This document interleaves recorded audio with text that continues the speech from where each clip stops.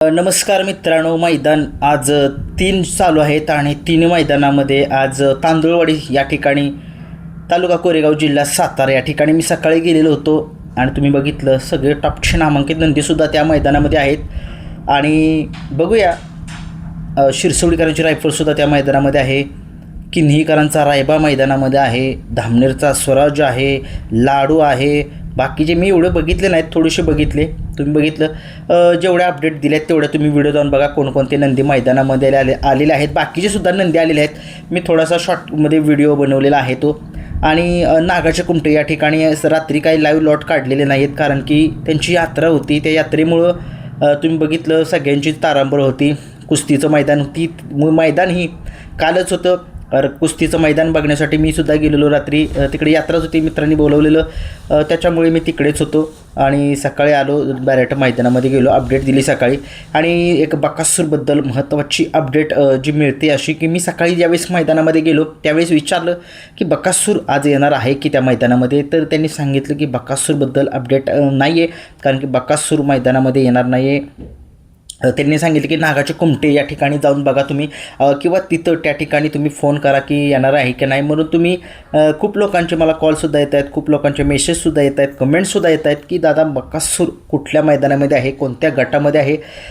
मित्रांनो, बकासूरची अपडेट जी अशी आहे की बकासूर आज काही पळणार नाही आहे, कारण की आज नियोजन जे आहे ते झालेलं नाही आहे. कारण की तुम्ही बघितलं, मी तुम्हाला काल सांगितलं होतं की बकासूर एखाद्या वेळेस चिक्यासोबत पळू शकतो. दोघेही काल सेमीला पराभूत झाले होते, त्याच्यामुळे त्यांचा पैरा होण्याची दाट शक्यता होती. परंतु ते दोघेजण काय आज पळालेले नाही आहेत. आता लाईव्ह लॉट जे आहेत किती गट पळाले मला कमेंट्समध्ये सांगा. आत्ता जे नागाच्या कुमटेच्या मैदानाचे लाईव्ह लॉट जे आहेत ते पुकारलेले होते.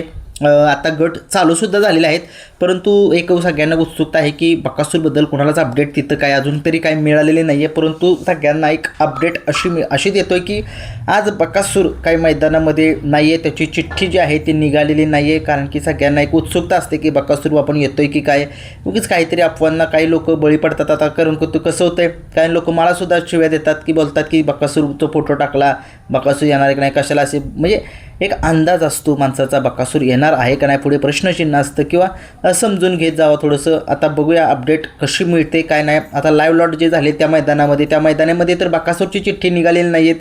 त्या मैदानामध्ये सुद्धा मी गेलेलो नाही. आता हे मैदान जवळच आहे, माझे एक 10 किलोमीटर घरापासून आहे, त्याच्यामुळे मी त्या मैदानामध्ये आज तिकडेच असेल. आज संध्याकाळपर्यंत काय ते 38 का 43 का किती गट पळणार आहेत, 43 गट पळणार आहेत. बघूया कशा पद्धतीनं मैदान जे आहे तांदूळवाडीचं पार पडते. परंतु तिथंसुद्धा नामांकित नंदी आहेत. घरणीकरांचा राजा जो आहे तो कुमठे मैदानामध्ये पळण्यासाठी आहे. मी चर्चा केलेली आहे, मला फोनसुद्धा आलेले होते काही लोकांचे की घरणीकरांचा राजा त्या मैदानामध्ये आहे. वेगाचा शेवट सर्जाबद्दल सुद्धा अपडेट त्या मैदानाची नाही माझ्याकडे, काल आलेली. परंतु आता शेवटी लाईव्ह लॉट जे आहेत, लाईव्ह लॉटमध्ये समजतं ना, शेवटी कसं होतं, प्रत्येकजण अंदाज लावतो की हा मैदानात येऊ शकतो, तो मैदानात येऊ शकतो. परंतु काय होतं, ज्यावेळेस लाईव्ह लॉट ज्यावेळेस निघतात त्यावेळेस चिठ्ठ्या जर समजा निघालेल्या नाही आहेत तर समजून जायचं की तो नंदी पळायला येणार नाही आहे. कधी असं सुद्धा होऊ शकतं की ज्यावेळेस मालकाचा ज्यावेळेस लाईव्ह लॉटमध्ये नाव जर नाही निघालं तरी पैरेकरांच्या नावाने चिठ्ठी ही असते त्या मैदानामध्ये. बघूया आता कशा पद्धतीनं. आता हे कुमठेकरांच्या मैदानामध्ये किती गट पळणार आहेत मला कमेंट्स बॉक्समध्ये सांगा. आज 3 जी मैदानं आहेत ते तिन्ही मैदानं पित्री लाईव्ह या चॅनलवरती आहेत. कारण की सगळ्यांनी आनंद घ्या, कारण की जरी बकासूर जरी नसला तरी बाकीसुद्धा नंदीचे आहेत ते पळण्यासाठी आहेत. बकासूर कुठल्या मैदानामध्ये दिसेल आता आपल्याला त्याचा व्हिडिओ मी लवकरच घेऊन येईन की कोणत्या मैदानामध्ये दिसेल आणि कोणत्या पायऱ्यामध्ये असेल. परंतु असो, आज थोडीशी निराशा झाली लोकांची की बकासूर आज काय मैदानामध्ये आलेला नाही आहे. कारण की तुम्हाला माहितीच आहे की सारखं बकासूर आता मामा नाहीत पळवत. मामाने ठरवलेलं आहे की बकासूर आहे तो आता गॅपनेच पळवायचा, कारण की उन्हाळ्याचे दिवस आहेत. बैलांना थोडासा ऊन पण जास्त लागते, थोडासा दमसुद्धा लागतो, त्याच्यामुळे त्यांनी सुद्धा एक काळजी घेण्याचा निर्णय घेतलेला आहे. बाकीचे प्रत्येक जणांनी सुद्धा घेतलाच पाहिजे.